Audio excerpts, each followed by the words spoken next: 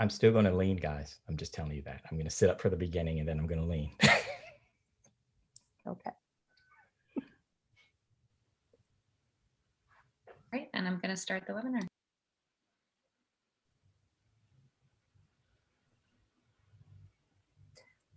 Welcome to day one of the 2021 AIGA Portfolio Festival. Thank you for joining us. Before we begin our fireside chat, I'm going to share a few housekeeping notes. Closed captions are available through Zoom and may be turned on or off according to your preference. There's a button at the bottom of the screen labeled CC that will allow you to adjust the settings. Please remember that all AIGA events follow our code of conduct. This session is being recorded and will be available for viewing post-event. We are also live streaming to our followers on Facebook and LinkedIn. Please connect with us and share your experiences on social media. The hashtags for this event are AIGA Design and AIGA Portfolio Fest. Now, it is my pleasure to welcome Bennie F. Johnson, AIGA's Executive Director, and today's guest, Yocasta Lachapelle, Director of Talent at Collins. Bennie? Thank you, Amy. Good morning and welcome to our kickoff fireside chat for this year's AIGA Portfolio Festival. I've been looking forward to this chat for many weeks. I'm excited today to welcome for our fireside chat, builder, catalyst, compassionate leader, and nurturer of design talent, Yocasta Lachapelle, Director of Talent for Collins Agency. Yocasta, welcome to our fireside chat. Thank you for having me, Bennie, and thank you for such kind words. I'm excited to be here. Well, it's great to have you here. And, you know, you're the first chat that we've had with someone who has a role of Director of Talent in a design organization. And I'm going to give you 3 numbers and just have you respond for a second. Okay. And I know I love the look on your face with that. 2018, 2019, and 2020. Collins Agency wins Agency of the Year with Adweek, not once, not twice, but 3 years in a row. And we know that sustained success is not an accident. I'd love to hear you talk about the role that talent and culture has played in the success formula for Collins. Wow. Yes. And I mean, for me, the most remarkable, for me this past year, earning Design Agency of the Year this year was just such a testament to the incredible talent that we have and the resilience, especially because I will tell you, we were not a remote culture at all, but we are a resilient culture, and we were able to pivot and continue to still keep that work collaboratively, and actually grew, even though we were remote, grew stronger relationships, and still managed to deliver on the caliber, some of our best work, the San Francisco Symphony, Miami Ad School. And I mean, I get goosebumps because again, it's just a testament of like the resilience of the team, and I've just been so impressed. Again, like how quickly we pivoted and just continued to forge through such a challenging year. But I think the success of the last 3 years has been, we've been building an incredible team, and we've been retaining that team, and there's a flow. When you're able to retain talent, you're growing together, and it just you get into a flow, and that's, I think, why it's been consistent for the last couple of years, and hopefully more. It's been wonderful to see from the outside, to look at the client wins and the quality of the work and the team that you've been growing. And the role that talent plays in it. I think about kind of that first step in building a team is always like the interview. And in most of our professional lives, right, we're always dealing with an interview. We're either being interviewed or we're a party to interviewing someone else. So when I think about that as kind of the opening space, what has been the one interview question that you find most revealing for talent? What's been interview question that I find most revealing? I'm trying to think of, I mean, I don't necessarily come with a set of interview questions. It's more like a conversation, right, back and forth. And I, sometimes the revealing is hearing, if someone, what are their other interests? Like if they right, weren't in this field, what they would do. But I think what's most revealing is another question is when I ask, what's your greatest accomplishment in the last year? And there's no right or wrong answer. right, I always say that. But if the accomplishments are, some people talk about their, accomplishments that they have managed, that they have from their personal accomplishments. And right, another group of people sometimes respond about the accomplishments of their team. And that kind of also reveals like, that's a great manager, right? right. And kind of what you're looking for and as a team space in there. So, what I often find revealing in a question, and we do for the fireside, is asking you about your origin story. So how does Yocasta come to be director of talent? Oof. I often find kind of the path that we go is really revealing.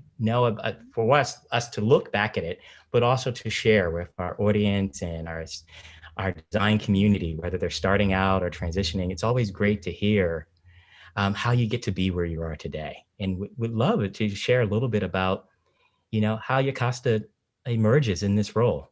Yes. Well, quite frankly, I didn't know much about graphic design Right. industry. With lack of representation comes the lack of awareness in our Right. communities. And it was just a total fluke.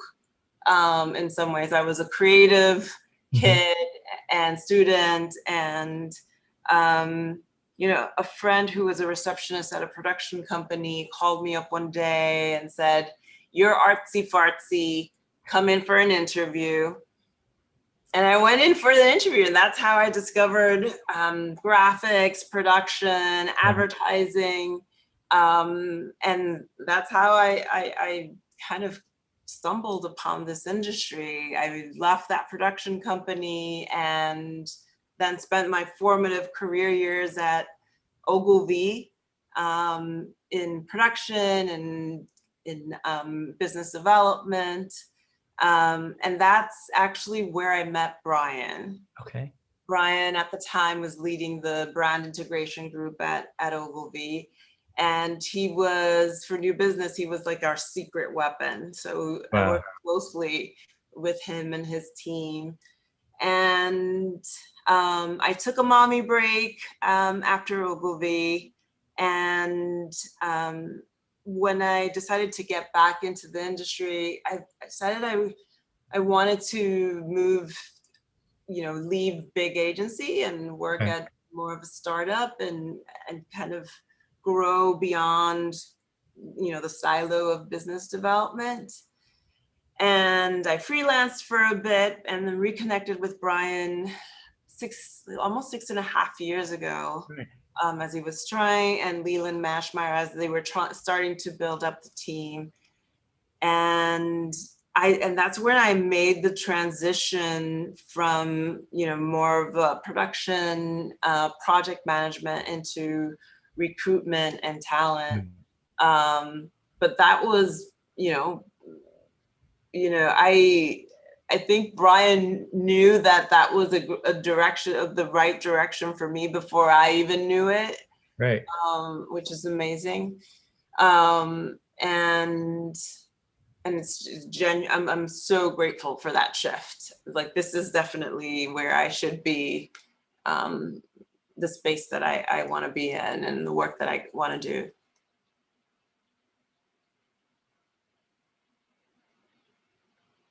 Oh, I think it's frozen.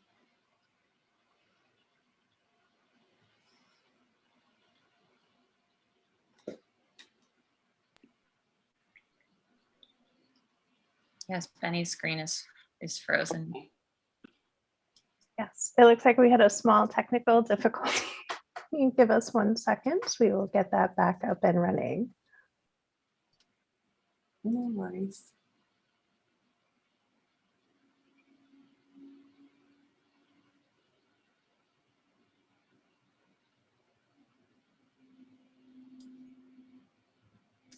It looks like we might have lost Benny. We will just give that a second and hope that he will be able to get back on. The joys of technology.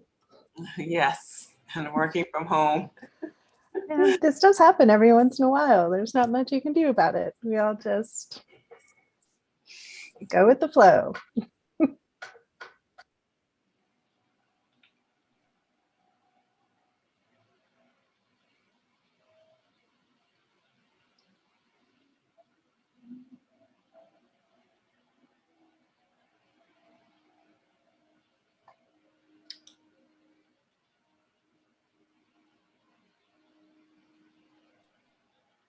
Oh, we've got a quick chat going on. It looks like we've got people from New York, Georgia.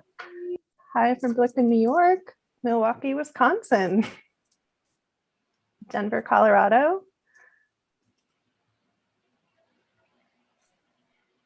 Oh, even Brazil and Texas.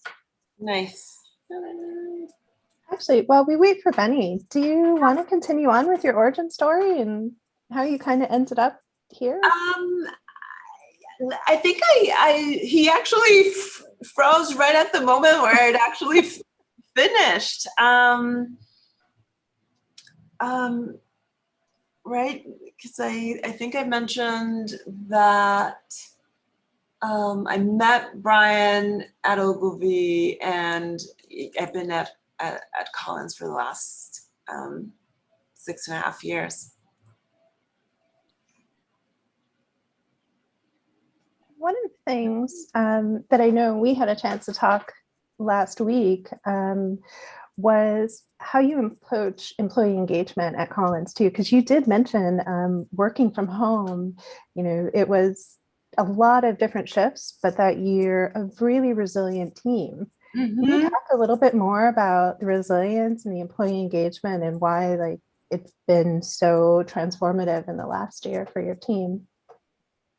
Yeah, I mean, we still miss, those spontaneous conversations that happened that are not around the work, that is just personal conversations. Mm-hmm. We've just been more intentional about still keeping those spontaneous conversations and checking in with everyone, and just meeting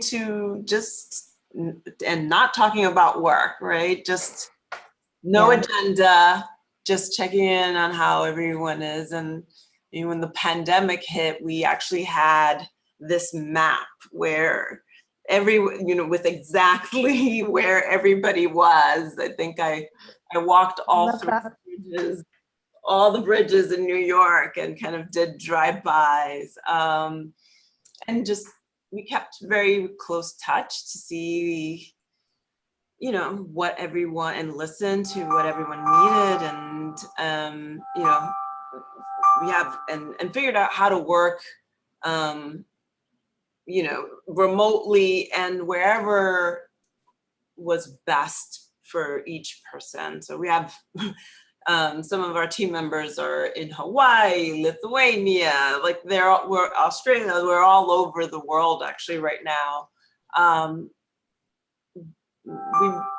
We wanted to make sure that we were supportive of everyone and have that flexibility to make it work. Yeah. And when you've got people in all of those, in Hawaii to Lithuania, I mean, scheduling a meeting even difficult. Then. Yeah, we have a set. We've figured out a system so that we have like some overlapping hours, and then for client meetings and internal reviews. But it actually works. We've managed to work it out. Kind of following up. The other great part of this is that it's also allowed us to work with new talent that's all over the US as well. Well, how do you do, what's your approach to new business development and the team members, and how you get everybody involved when they're everywhere? Well, the regular channels, we have Slack and Google Calendar,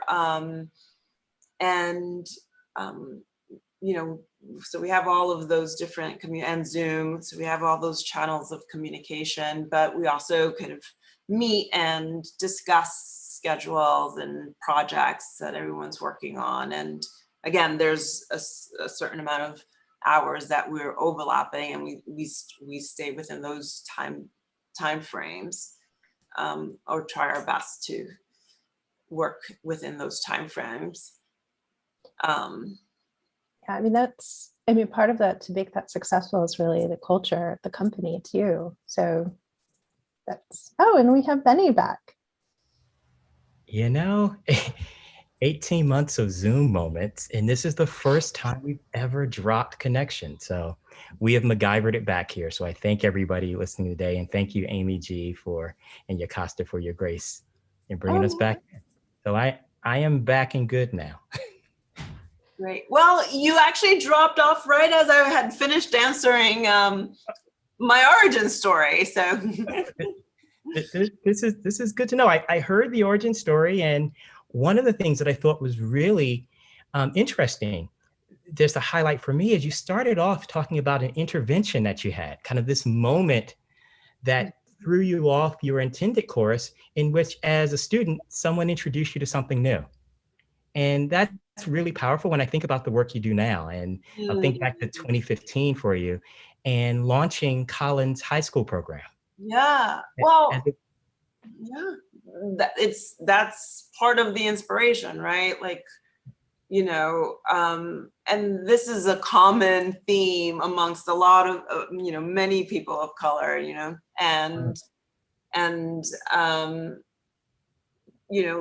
bringing awareness at the high school level, I wish I'd known back then earlier on. So we engage high school students in the junior and senior year of high school, and we drive awareness, right? We show up for a career day, we host studio tours, and we offer high school internships.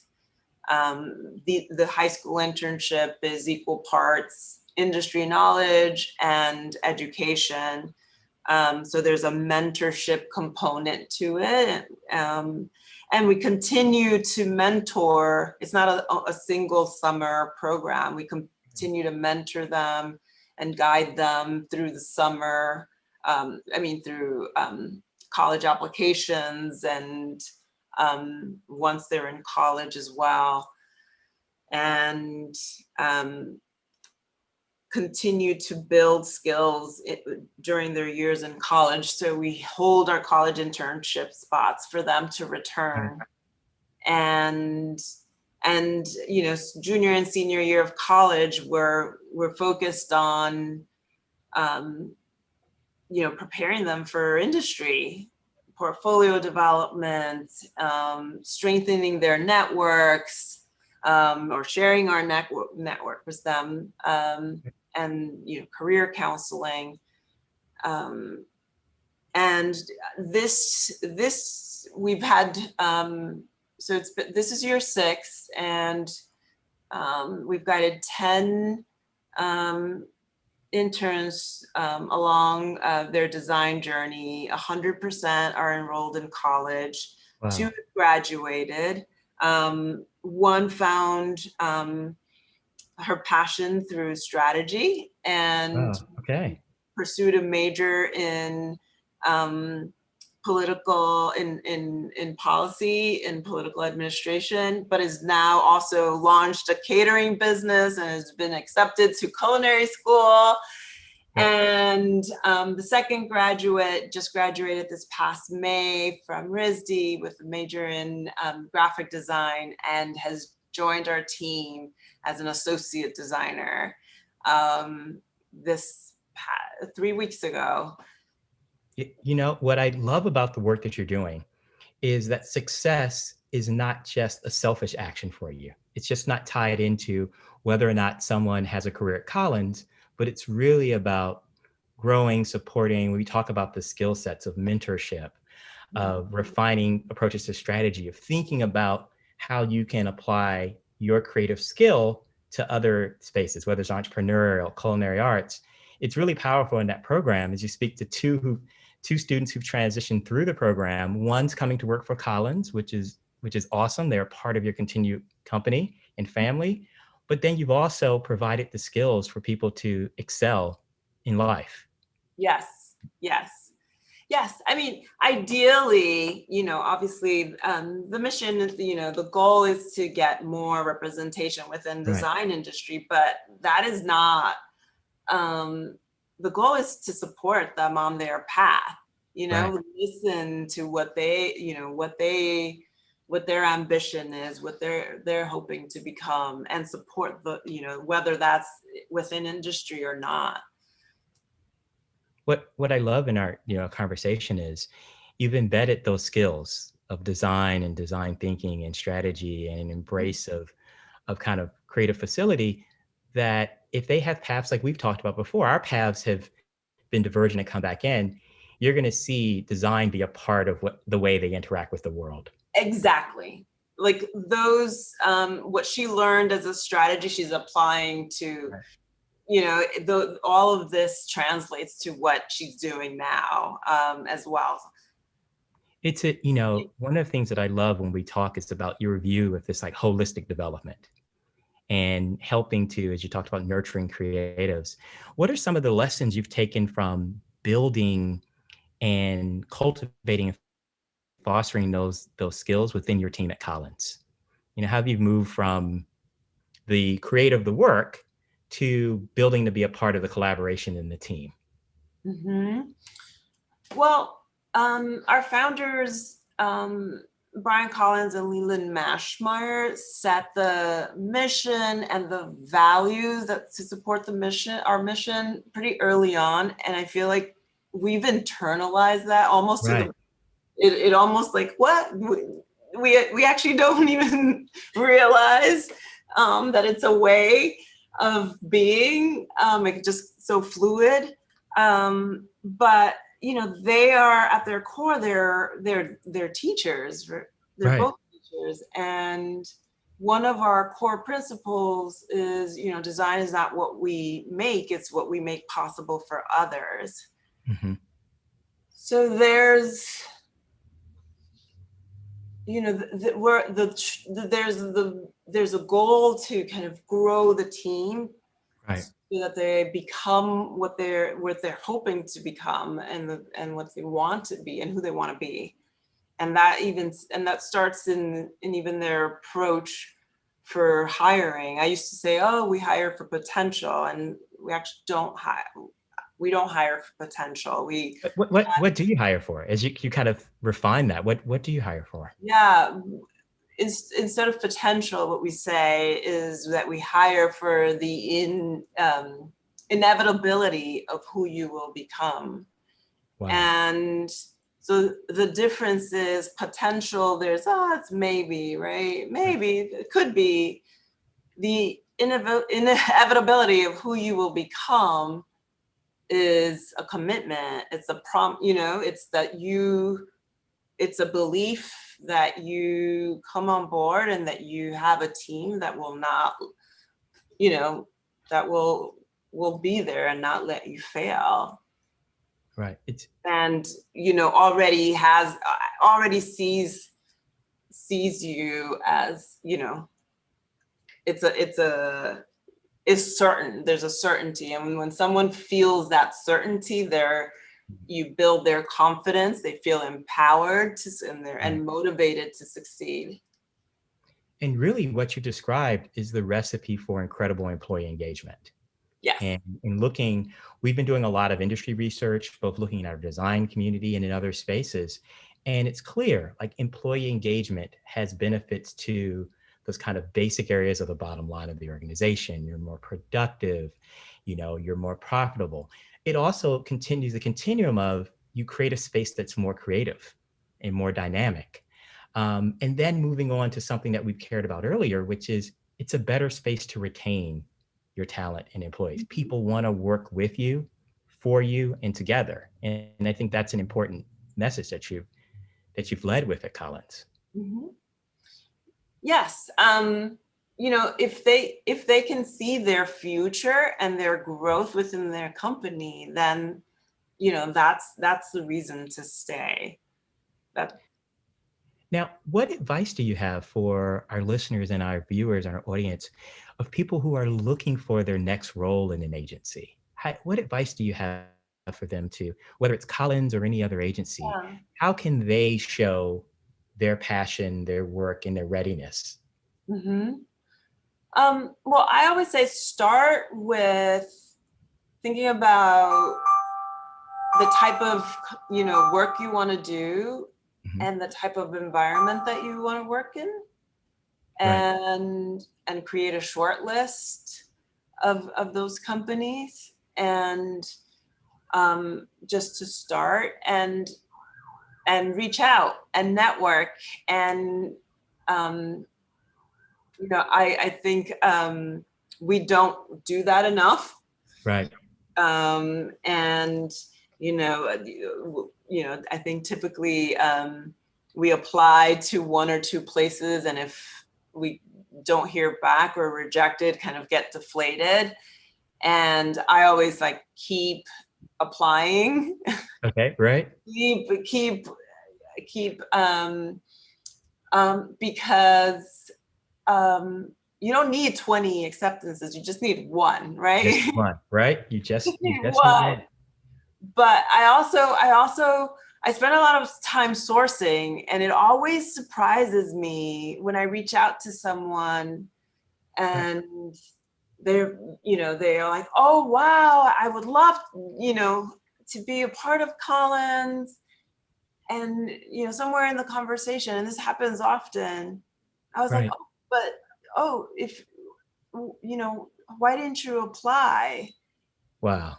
And it's often I was like, I didn't think I could make the team, which always, it blows my mind, and makes me sad. So I encourage apply, and don't be timid. Don't be shy. Yeah. Don't be timid.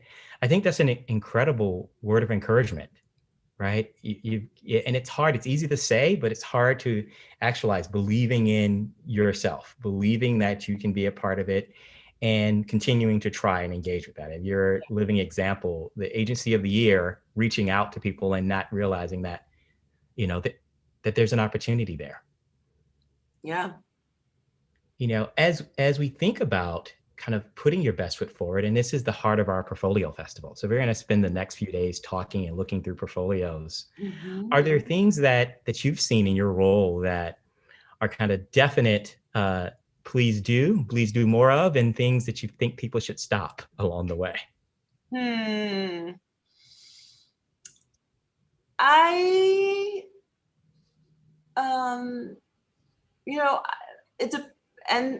For associate or junior level, I think that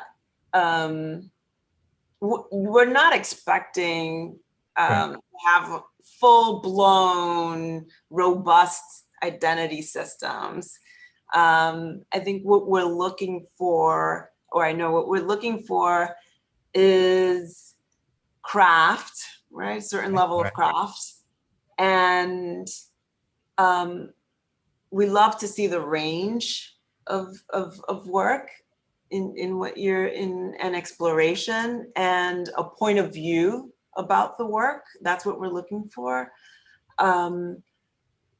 So there's no set formula, because Right. we look for diversity, not, in perspective and aesthetics and thoughts.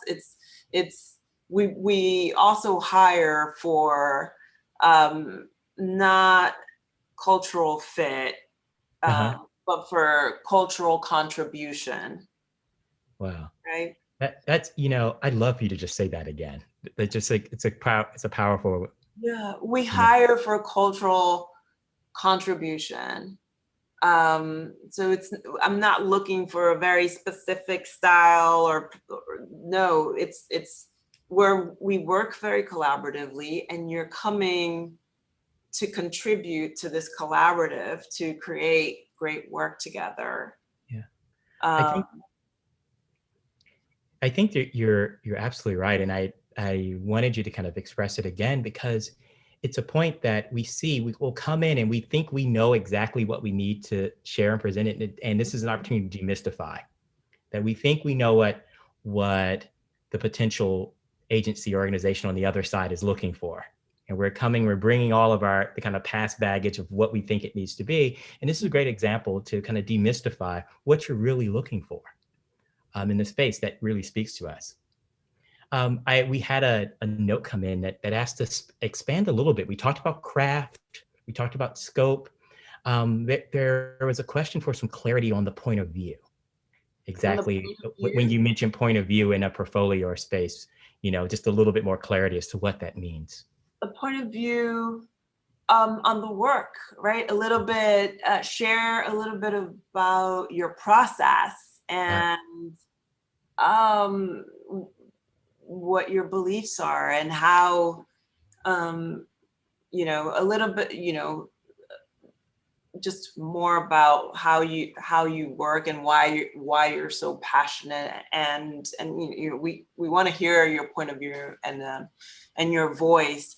I mean, obviously there's a hierarchy at Collins, but it feels very flat, and everyone in general is expected to participate. It's a very collaborative team, and so we expect everyone to share their point of view, and that's how we kind of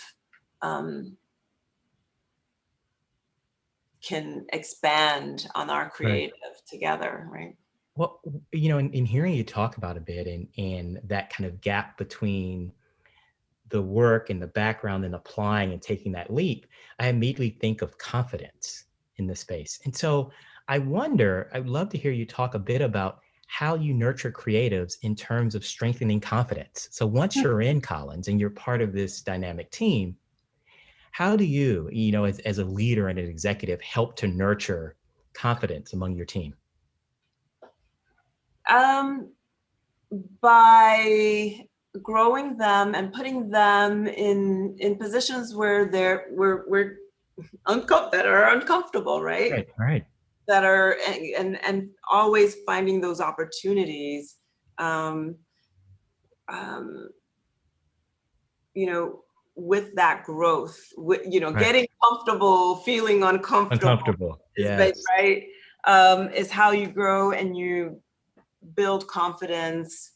And I mean, I met with someone recently that was part of our team who interviewed somewhere, and one of the questions they were asked was,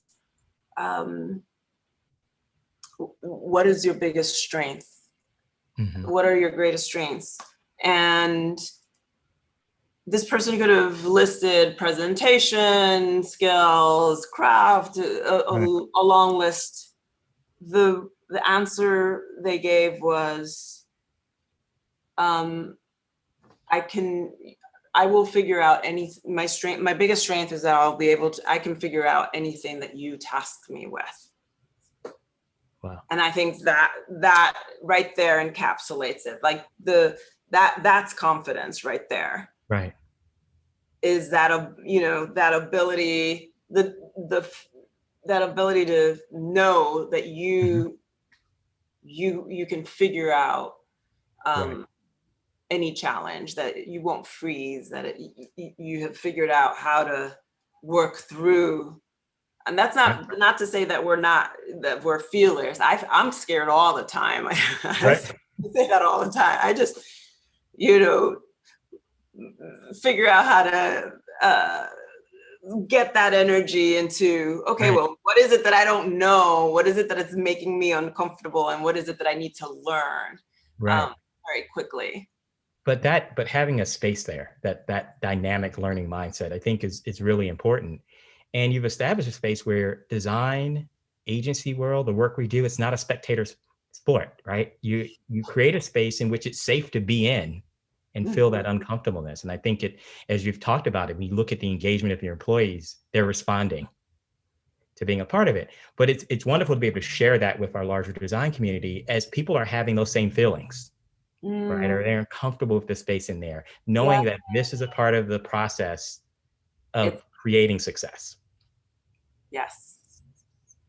So when you think about, talent today and working with your creative team, how do you think about the world tomorrow? I know you did an interview a few months ago, and one of the highlights was your statement that, the future is hybrid, and thinking about how, even your teams have dynamically spaced. We're thinking a lot as a professional organization about this moment of restart and helping people navigate what's next. I'd love to hear, your thoughts as you all look to what's next in engaging with employees, the way we work and where we work. What's been interesting too with the shift to remote is how it's opened the incredible talent from all over the US to work with. And at that, during COVID, there's a lot of talent that has moved actually outside of the major cities, especially here in New York. But it's been great. It's given us another level of freedom, and we still want to have time together, but also have that flexibility to work beyond that, our singular spaces in New York and San Francisco. So we're embracing the hybrid model. We're definitely going to focus more culture building activities while we're remote. And I think that is just an incredible opportunity for us to be able to work, have that flexibility to work with such incredible talent outside of our major cities. Yeah, it's opened up a world where talent always matters, but proximity doesn't. Yes. And being able to make that our t-shirt kind of going through, that there's incredible ideas and concepts and team members who are everywhere. And now we don't have to, be hamstrung by proximity. Yeah. To the supposed to there. Do you see this as an advantage for organizations to be able to think beyond, their barriers, the streets that are next to them? I'm using it as an advantage. All right. I just like to hear it said. Yes, absolutely. Absolutely. Yeah, I think it's an advantage. Yeah, we're seeing that. It's also opening up opportunities. We're seeing designers that are freeing themselves up to work with colleagues that they never would have thought possible to work with. Yeah. And what we're seeing, I think right now, just the edge of it, the creativity, the ideas, the new inventions, I think we're going to see an incredible boom in the next 6, 12, 24 months of the collaboration that's been happening in this moment. Yeah. And even for our internship program, like last summer, we were able to impact more, double down on those efforts because we were remote. We were able to bring back all 10 of our interns and do an 8-week typography workshop. Wow. I mean, that was incredible. I mean, we wanted to ensure that they were all continuing to progress during the pandemic, and we can't typically bring them all back each summer. And yeah, I'm excited about what we can do now as far as reaching more diverse talent as well with working remotely. So I think I know the answer in this. How are you feeling about the future? I'm excited. I'm excited. And, especially, in reference to our high school through college internship program, the past year and a half, and I think I mentioned this to you on our call, we were trying to figure out how to scale. We were reaching out to partners and clients. And we were just invited by Herman Miller to join as founding members for their diversity and design collaborative. And we are now one of the founding members, along with 2x4, Adobe, Wolf Olens, Pentagram, Dropbox, amongst quite a few others, in forming, this industry-wide, with our partners and competitors alike, to coming together to really have impact and share resources and knowledge and have a broader impact on diversity within the industry. It's pretty remarkable that we're coming together on these efforts, and I'm excited about the future because I think that was the only way. That's the long-term commitment and a collaborative, an industry-wide collaborative is really what will have impact at scale on the diversity that we seek. It really is. And for those who haven't had a chance to check out, it's really great foundational work that was pulled together by Carolyn and my recent board member and good friend, Forrest Young, as well, who helped to kind of pull everyone together with this work. But yeah, I think it follows a sentiment that we believe that the future is hopeful and we can do foundational work here to have real, sustained, incredible impact down the line. And I think that that's really powerful in the space here. As we, think about those who are going to get ready to get their portfolios reviewed this week, any notes of encouragement? I mean, our conversation today has been an encouragement every moment, but any encouragement to our designers? And we have designers from every background. Those who are coming out of high school, those who are changing careers, those who've had 30 years or 20 years, who are all engaging this week. So any advice you have for them? Yeah, I would say, don't be afraid, to include, sketches and, some artwork, like show, like not just design, but show the range and what you're passionate about, or if it's photography or drawing, include it, and you can include it. It's great to, to get to see, that kind of range and what your passion is. Not necessarily, we're looking for all those special nuggets too as well. And I think, what else would I say? That I think that's. It's really, I mean, that's a powerful. Apply. I think incredible advice to kind of go for it. Yeah. to kind of hone your craft, as I Mhm. hear you saying before, to embrace the uncertainty, Mm-hmm. and to really amplify your contribution. Yeah.